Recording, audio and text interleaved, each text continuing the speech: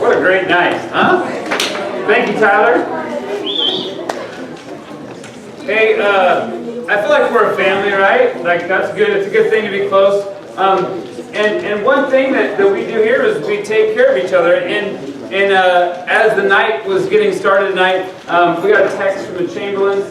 And as part of our family, they've got one of their little ones, Nellie, is possibly got appendicitis. So that usually means like not good things are going on. They're in the hospital now. So I just want to take a couple minutes real quick. We're going to pray for them, and then we'll open up James. So pray with me. God, we just ask that your hand firstly be upon Nellie, that she would just feel comfort in the midst of, as the doctors are working, and we ask that you would give the doctors wisdom on how to treat this. And I pray for the family that as they ache and mourn with, or have a pain with their little daughter, that they would be able to get through this and be strong. And God, we just know that you are going to have her be healthy and be running around like no time at all. And we just pray these things in your name. Amen.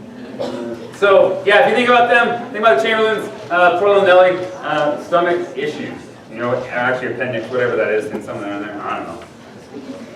So it's almost Christmas, right? Let me ask you this question. What are you waiting for? What are you waiting for? Let me hear it. What are you waiting for? Okay, you're waiting for Christmas. Thank you. Yes. You're waiting for ugly sweaters? Yeah. You really like the look of ugly sweaters? Okay, no, this is just like my thing. Okay. That is, I agree. So Josh is going to be like the best, but watch out. Cam's coming for you. Okay, what else are you waiting for? You're waiting for your birthday. When's your birthday? 3 days? Yeah, poor kid. Right around Christmas, you don't get like a special time. It's all the same. What else are you waiting for? My birthday. You're waiting for your birthday. I'm waiting for my birthday too, but it's not going to come for a couple years. What else are you waiting for? Family. You're waiting for family. Like, because it's Christmas, you get to see family? Sure. How many waiting for Christmas break? No school. Right? Come on. Some of you, maybe this is you, you're waiting for snow. Because winter means snow. Anyone waiting for snow? You love snow? How many of you guys are waiting for the new year? 2019. Or is that just because you hated 2018? You wanted 2019? I don't know. Maybe it's because I would rather be even than odd. But I think that sounds weird to think of 2019. Like 18 sounds okay. 2019 sounds weird. So I don't know if I'm looking for that. But if you guys were honest with yourselves, if you're like, we are not, like, we all wait for stuff because we don't like waiting. Would anyone agree that they do not like to wait? We are not a very patient people. Correct? Pretty honest? What does that word patient mean? So, good old dictionary tells you this. It says, patient, able to accept or tolerate delays, problems, or suffering without becoming annoyed or anxious. Are we very patient? Right? Just the whole thing of like, yeah, okay, delays, problems, suffering, yeah, none of those are fun. So because of those, I do get annoyed and I'm anxious about it. So we aren't very patient people. And on top of that, our culture has driven you to less patience. Like we live in this fast-paced world, and so we're not very patient. And I remember one time, just once, it only happened one time for me, that I was not patient. And if you believe that, we can talk later. But no. So I was 12 years old. Yes, 1988. It's a good year. 1988. I'm not even 12. It was 10. But it was this time of year. It was going to be Christmas. And I really like Christmas. Actually, I like getting gifts. I like presents. So if you need any ideas, I can tell you all things that I like for Christmas. But I was 12, and it was the beginning of December, and I really wanted to know what I was getting for Christmas. So my parents happened to be gone, so I decided to maybe snoop a little bit around the house to see if I could find any of the presents that I was getting. You know, look in the closet. Well, I remember laying on my stomach and looking underneath my parents' bed. Under my parents' bed. Really, like, that was a place they thought was going to be a good hiding place for my Christmas present. And so I pull it out underneath this blanket, and I had been asking, okay, 12, please. Okay, man, I would still want this today. I probably would. But it was called the Racing Hoppers Slot Car Track. Okay.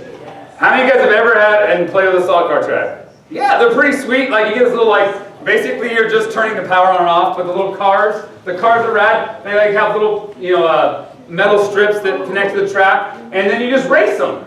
And this one was really cool because it had bumps and jumps, and you put it together, it looked something like that. But the cars were like little off-road cars, and I really was super excited. I think I sat there and like read every word on the box, and then you had to put it away just like you found it underneath the bed. And that was early December. And I know there's a couple times that I went back and looked at it again. My parents weren't there, just like, yeah, that's gonna be so cool. I can't wait for Christmas. So then, in my family, Christmas tradition was on Christmas Eve, we would get to open the presents that we got from our relatives. So like you open up stuff and you're like, oh, great, that's a really cool, knick-knack. I can't wait to put it on my desk in the trash. Or there are those like very practical gifts. We'd open one gift from my parents, and it was like the, yay, underwear or socks. You're like, okay. But then Christmas morning, now I'm not sure, I never really asked my parents if it was because they were lazy to wrap, or if they just wanted us to get to our stuff quicker, but they wouldn't wrap the presents that my brother and I were getting. So we'd go out and they would have like the couch or the chair would be covered with all the things that I was getting, and then like the love seat and like the little ottoman were all my brother's things. And we'd come out and we'd be like, yeah, and we'd go and see what you had. And so we were running out on that Christmas morning, and like there was Legos and there was like some more like, clothes and things like that. And I remember like being like, oh, this is cool. And I'm like looking around and like, great, they know that I found the Racing Hoppers set. And I tried to be excited as I could with what I got, but I was bummed. And I'm like, well, maybe that was actually somebody else's gift. And my parents like, that's the way that a good parent hides their stuff. You hide it at somebody else's house. Then your kids think it's getting it from somebody else. But so I was there probably for a while and not getting this little car set. And then my dad goes, hey, Dan and Jared, Joel, my brother, sorry. So he's like, come into the kitchen. And we go into the kitchen, and on the kitchen table, my dad had already set it all up. And so we could actually race right away. And like, now I'm super excited because I'm like, I had gone from like, I know what I'm getting to, oh man, I didn't get it, to back to, I'm getting it. And so the reason I say that is because we're selfish people, and we want things now, and so many times in our lives we get to the point where we can't be patient and we don't get to wait, and I almost ruined probably one of the coolest Christmases that I had. Well, it was the coolest up until that point, right? But that's kind of what we do, and we can't be patient, and like I said, our society has made it about now, right? Microwave. The microwave is like, you want your food now. I mean, I was thinking the other day, like not only you don't even have to boil water for your mac and cheese anymore. You just put it in the microwave and it's done. Okay? A Pop-Tart was made to go into the toaster. But if you read on the package, it says, put it in the microwave, ding, and you can eat your Pop-Tart. Everything is like, we want instant gratification, now. Okay? You guys have this little thing. Okay? Your phone is connected to the internet, that you ask it a question and it has the answer right away. You no longer have to go to the library. Yes, I would go to the library to find out answers to things. Libraries where they have books. Have you guys seen those? Yeah. Okay, just checking. But you want it right now. You ask Siri, like, what is this answer? And you don't have to like try to find someone that's smarter than you. No, you just ask her and she tells you the answer. We're in such a hurry. All of our medications, they all claim that fast is pain relief. Right? Not the best. Like, I want the fastest. I want to be pain-free now, right away. So, it's one thing to think about those things being quick, but what happens when those things don't work right? How angry do we get when we try to download something and our internet connection is slow? Ooh. Or what about when you order something online and you don't get overnight shipping on Amazon Prime? Oh, I have to wait till like next week. Woo! Right? We get angry because we want it now. Okay, with those of you who drive, like, how horrible is it to get behind that slow driver on a country road? Like the yellow line that you can't pass, and they're driving like 25 and a 35 or a 45, or like Tyler has to go to his parents' house on a 55 and they still drive that slow. Right? We are impatient people. We want to go now, or actually we want to already be there. And I know that the faster that our society becomes, the faster pace we live in, the more impatient we get. It's just kind of the way it's gone. But here's the thing that I think is important to note. James, as he's writing this book, he's dealing with some impatient people.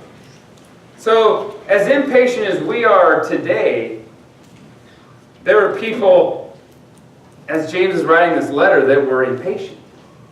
So the cool thing is we can take a look at this and we can go, oh, okay, James has some good things to say, and we're going to learn that today. So if you have your Bibles, we're in James chapter 5. Verse 7 says this: Be patient then, brothers and sisters. Be patient. Guess what? Were they patient? No, they weren't. Well, why does it say be patient then? So we have to realize, like, remember, Tim talked about it last week, that there weren't like chapters and there weren't verses and there weren't like breaks, there weren't headings. It was all one letter. And so because of where he was at right before this, when we look at James chapter 5 at the beginning, we realize why they needed some patience. Because things were going on in their lives. So check it out, listen to it. It says, now listen, you rich people weep and wail because your misery is coming on you. Your wealth is rotted and moths have eaten your clothes. Your gold and silver are corroded. Their corrosion will testify against you and eat your flesh like fire. You have hoarded wealth in the last days. Look, the moths, or the wages you fail to pay your workers who have mowed the fields are crying out against you. The cries of the harvesters have reached the ears of the Lord Almighty. You have lived in the earth in luxury and self-indulgence. You have fattened yourself in the day of slaughter. So it is people are going through what they think are tough times, right? Their money is worthless. The things that they have, the clothes they have, are rotting away. So all these things they're going through tough times. So when you go through tough times, James says, be patient then. When you go through suffering, when you go through things that don't look like they're going to work out right for you, be patient. So tonight we're going to look at some things that what are you waiting for? Why is patience important for us? And what is James going to teach us in that? So when things are not going well, we need to start off and look at why we should be patient. The first thing we need to realize why we should be patient is because the Lord is coming soon. Or the Lord is coming near.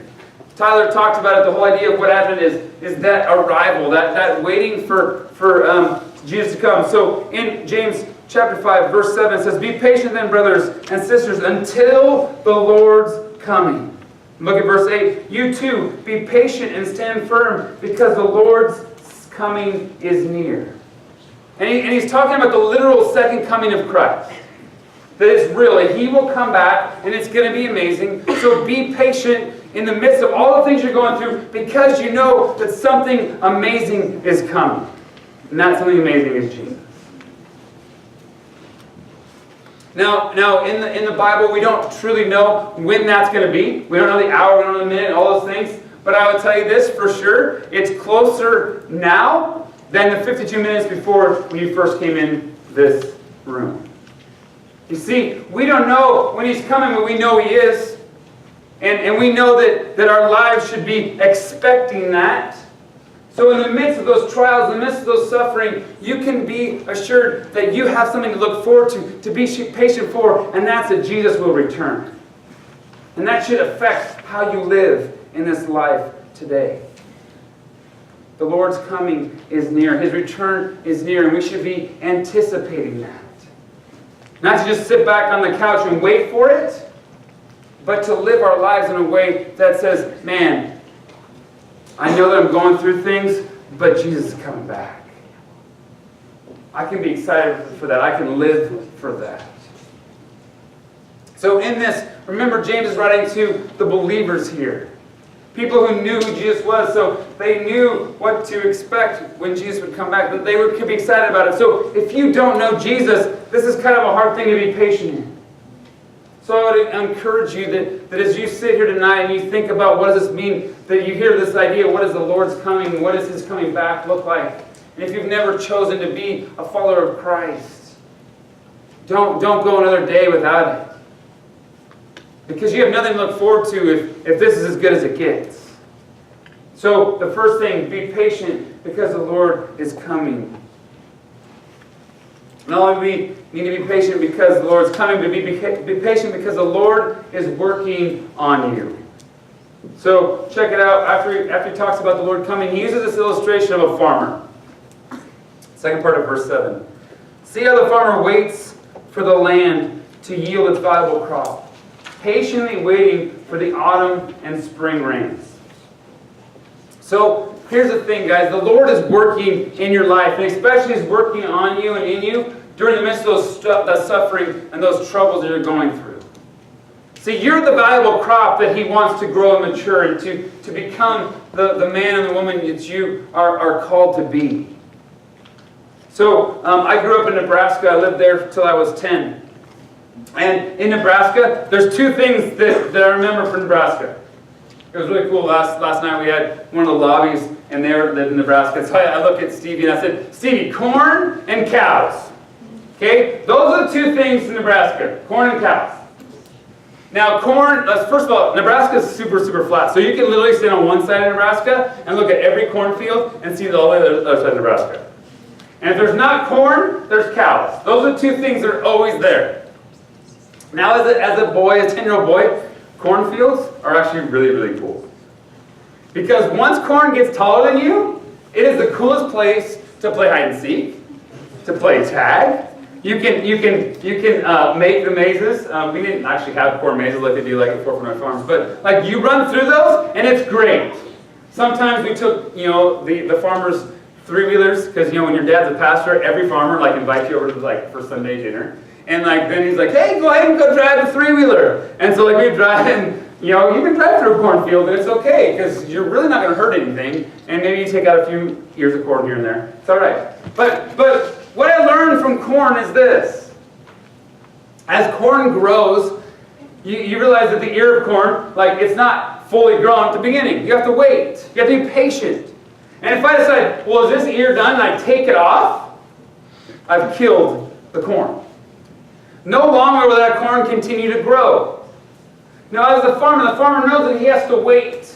He has to wait patiently because all the work is going into making that corn a valuable crop.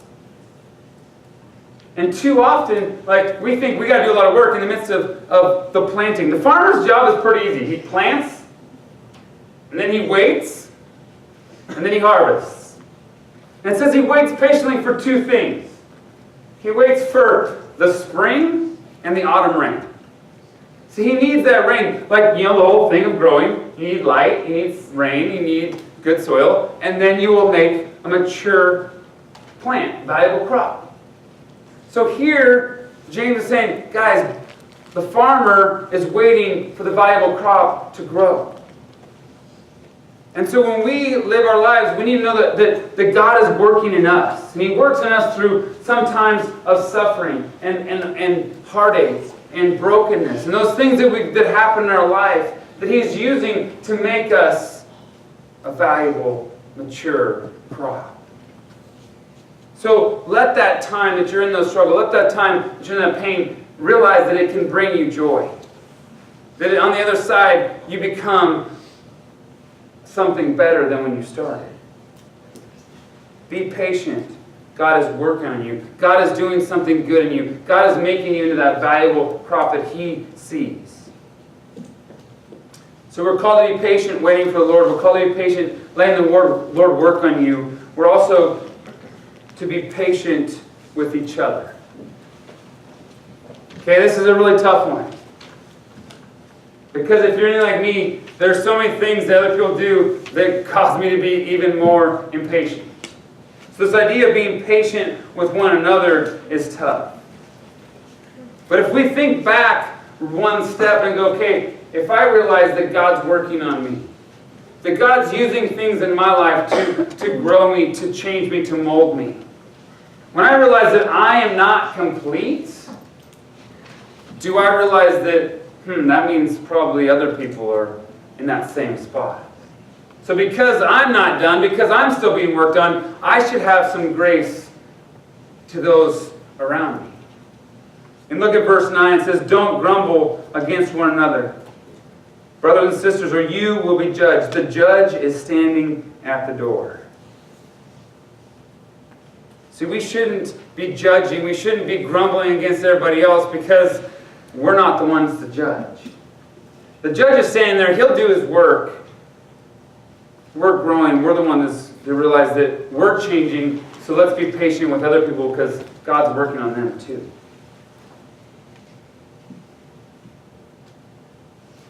It's this picture, I think of that where it says that the judge is standing at the door. You know, I'd really be careful about grumbling and being judgy against somebody else if you know that the one who can really judge is standing right at the door. See, Jesus is right there. He goes, yeah, let me do my job. Let's not be impatient with each other. Let's let God work in each of our lives. As I was studying this, I began to think about this passage as it relates to the parable in Matthew 18. Matthew 18, it talks about this king who had a servant who owed him like $10,000. And he realized this person couldn't pay it, and he wipes his debt clean. Pretty amazing. And then at the same time, when he realizes he's free, he's going about his business, and he runs into somebody who owes him like $100. And he goes, you owe me money. Give it to me now or I'm going to throw you in jail. I'm going to take what I owe. You see, he began to say that he wanted what was due him. Well, the word got back to the king, and the king goes, man, I cleared your debt of $10,000 and you're worried about $100. You see, for us, we need to realize that we're like that person. We've been forgiven. We've been, had someone who was patient on us, who showed us mercy, showed us grace. So shouldn't that make us show others patience, show others grace, show others mercy? That's the way we should be patient with one another.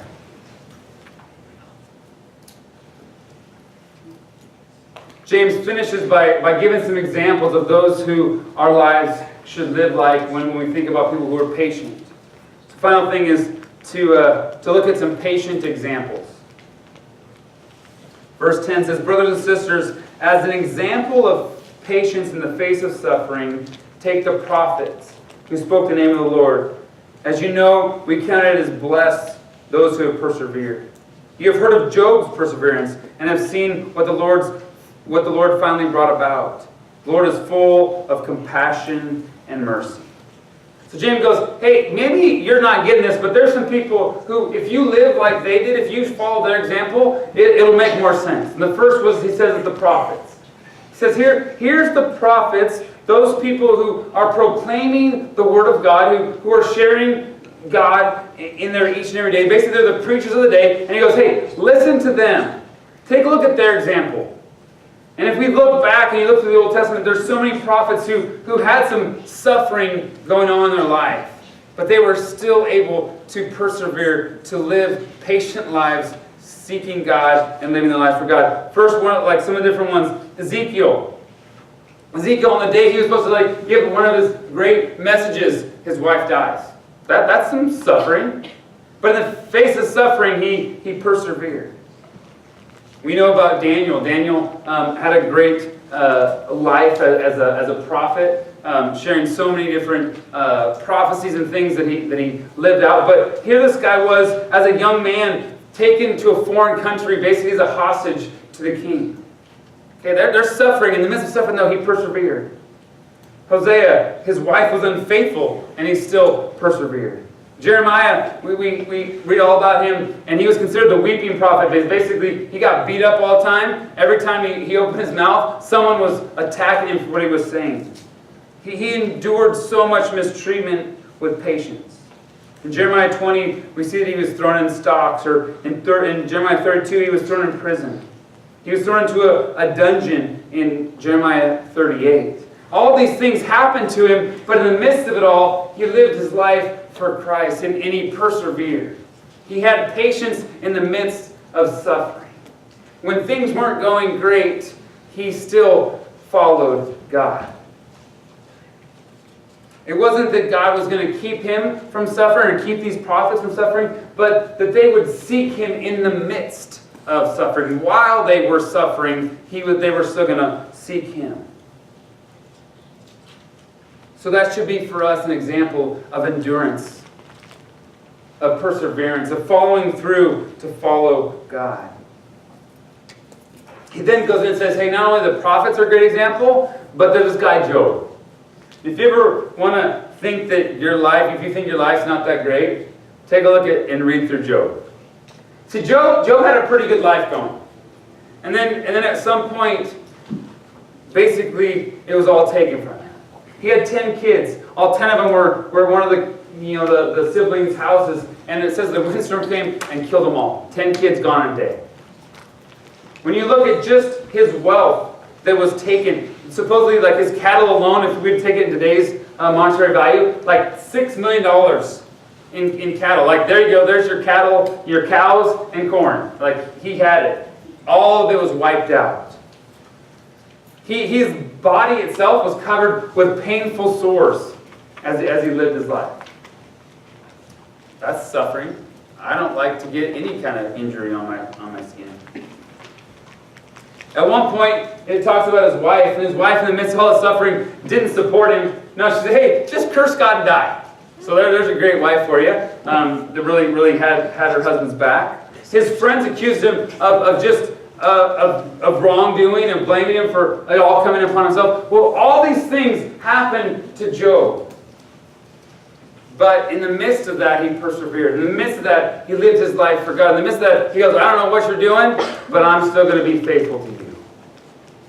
If we follow that kind of example, to be patient, patiently enduring the things that are going on in our life, knowing that God has a greater plan for us, knowing that when we come on the other side, we're going to be growing, we're going to be mature, looking at a guy like Job. The cool thing is with Job, like, he got it all back. It actually says he got it back and then some. See, God blessed him because he was faithful in the midst of the suffering. And we don't live our lives through suffering. Hey, I can't wait to get more. No, we don't do that. We just live because we want to be faithful to God. God's going to be the one who restores us. God's the one who brings us through it at his time. Why? Because we will become the valuable crop on the other side. Listening and learning how to be patient, growing in the midst of suffering and pain. So may we persevere, may we be patient through the things that you're going through. And I know that in a room like this, you guys are going through some things that you're enduring. Some sufferings happen in your life. Maybe it's through your family, maybe it's through a friend, maybe it's just things that are just tough right now with school. But I would ask you to stop and you would patiently endure. That you would focus on God and let him bring you through it. Knowing that he has a plan and that he's growing you and molding you into who he's going to create. I'm going to leave you with this verse, Psalm 27, verse 14. It says, wait for the Lord. Be strong and take heart and wait for the Lord. Wait. Be patient. Don't try to fix it on yourself. Don't try to get through it in a hurry, but wait. When things aren't going well, let your time and your focus be on him, to be strong and courageous with him as the focus.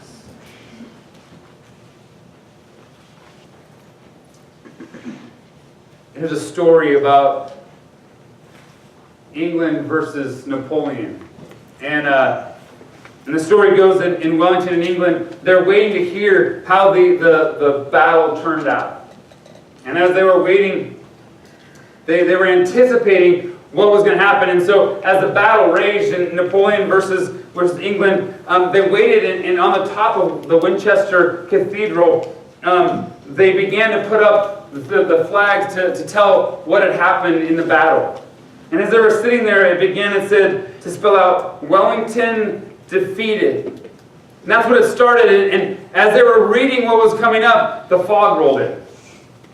So here they are, the fog rolls in, they can't see what the rest of the sign says, the message said. So the people there in gloom, and they basically began to realize, man, what a bummer. And then news spread throughout England that Wellington was defeated, but as they waited patiently, the clouds and the fog lifted. And as the clouds and the fog lifted, they saw that it wasn't just that Wellington defeated, but it was finished and it was followed by Wellington defeated the enemy. So in the midst of that tough time, they were all doom and gloom because they thought that they had lost. But as they waited patiently, victory happened. And here's the thing, guys. We have a victory. You know, the enemy wants to try to defeat us in every area of the right. Get you to suffer so much that you give up. But here's the thing. In the midst of those suffering times, we know that we have a God and we have someone who has already overcome, who's already been victorious, who's already finished the battle and won. Defeated the enemy. So in the midst of your suffering and your struggles and the things you're going through, would you be patient, awaiting for that second coming to when the victor, Jesus, will return? That we can be there and say, Wellington defeated the enemy. And be excited for that. So when you're struggling in life, and you will struggle, or maybe you already are struggling, would you, like James says, be patient in the midst of that? Look to the promise that God has given, to be patient, to look forward to the Lord's coming back, to be patient, to realize that God is at work in you and on you, to be patient with each other, to be patient and look for those people that you can look as examples who have persevered and have patiently awaited the outcome. God has a plan for you. Will you be patient and wait for Him? Let's pray. God, I just pray for every student here. I pray for those who are right now in the midst of suffering and struggle. God, would they be patient, knowing that you have the answer, that you are the answer. God, would you remind us to wait on you? God, I would ask that in small groups that you would have real discussion take place, that what keeps us from being patient? What do we fill our hurry life with? God, would you take those away and remind us that in our patience, in our waiting, you have a work to do in us. God, I pray that for every student here, that you would work in us. Every staff here, you would work in us. That we would be different because you do the work. Would we be patient and wait? Praise in your name.